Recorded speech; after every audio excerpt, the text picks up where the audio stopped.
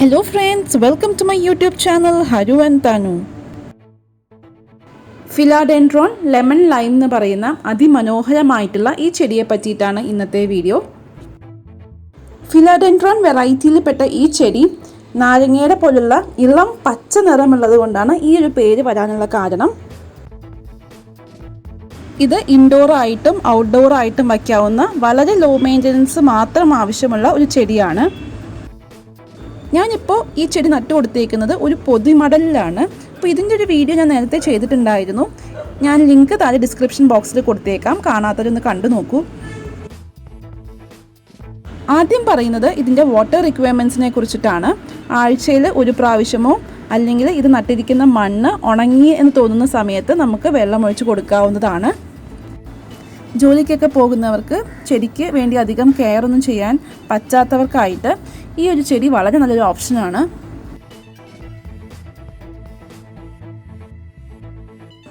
അടുത്തത് ഇതിൻ്റെ സൺലൈറ്റ് റിക്വയർമെൻറ്റ്സിനെ കുറിച്ചിട്ടാണ്.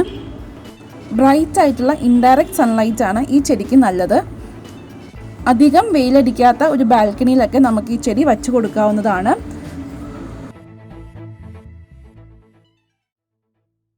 അടുത്തത് ഈ ചെടിക്ക് ഇട്ട് കൊടുക്കേണ്ട വളത്തെക്കുറിച്ചാണ്. അധികം വളം ഇട്ട് കൊടുത്തില്ലെങ്കിലും നല്ലവണ്ണം വളരുന്ന ഒരു ചെടിയാണിത്. കിച്ചണിൽ നിന്നുള്ള വേസ്റ്റ് അഥവാ പഴത്തിൻ്റെ തൊലി 2-3 ദിവസം വെള്ളത്തിലൊന്ന് സോക്ക് ചെയ്ത് വെച്ചിട്ട് ആ വെള്ളം ഒഴിച്ചു കൊടുക്കുന്നതും ഈ ചെടിക്ക് വളരെ നല്ലതാണ്. പെട്ടെന്നൊരു റിസൾട്ട് വേണമെന്നുണ്ടെങ്കിൽ നമുക്ക് കപ്പലണ്ടി പിണ്ണാക്കും വേപ്പിൻ പിണ്ണാക്കും കൂടെ പുളിപ്പിച്ചിട്ട് അതിൻ്റെ ആ വെള്ളം നേർപ്പിച്ചിട്ട് ഒഴിച്ചു കൊടുക്കാവുന്നതാണ്.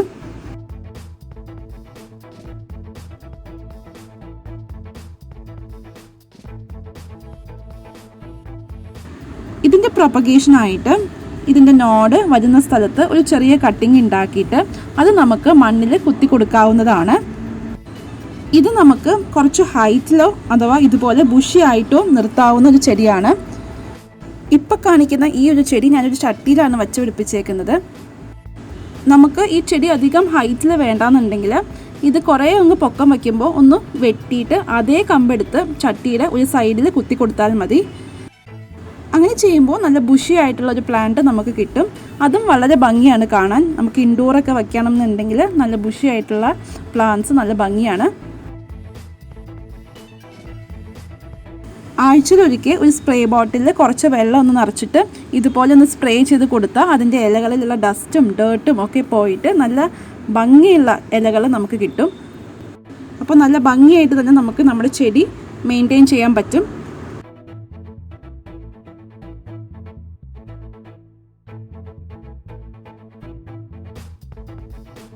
ഇതേ ചെടി തന്നെ കുറച്ച് ഹൈറ്റിൽ നമുക്ക് ഇതുപോലെ നട്ടു കൊടുക്കാവുന്നതാണ്.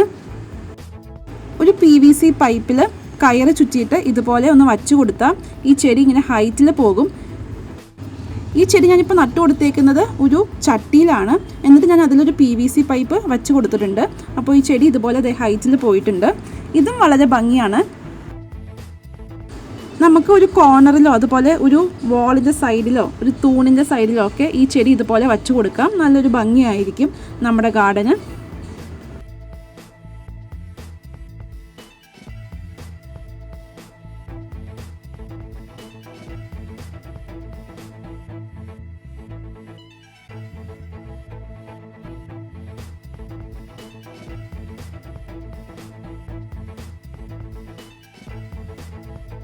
ഈ വീഡിയോ ഇഷ്ടമായെന്ന് പ്രതീക്ഷിക്കുന്നു. നിങ്ങളുടെ അഭിപ്രായങ്ങളും നിർദ്ദേശങ്ങളും താഴെ കമൻസിൽ പറയുക. ഈ വീഡിയോ ഇഷ്ടമായെങ്കിൽ please like, share and subscribe to my channel. Keep watching. Haru and Thanu. By.